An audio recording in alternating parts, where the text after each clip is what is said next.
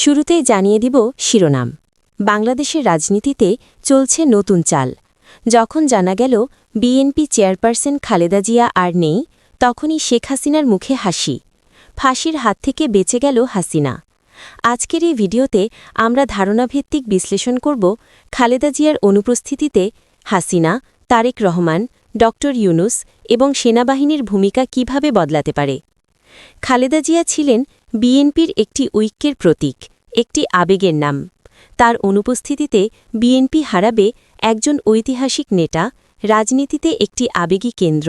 তবে একই সঙ্গে বাস্তবতা হল, গত কয়েক বছর ধরে দলের সক্রিয় নেতৃত্ব তারেক রহমানের হাতেই ছিল।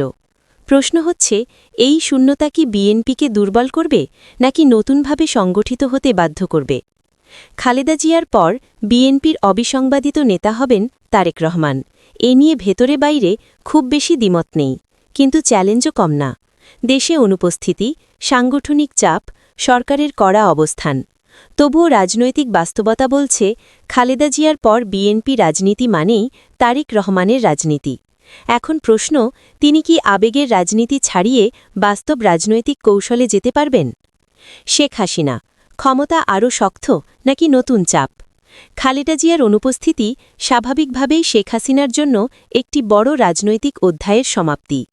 একদিকে বহু বছরের প্রধান প্রতিদ্বন্দ্বী আর থাকবেন না, অন্যদিকে আন্তর্জাতিক মহল ও দেশের ভেতর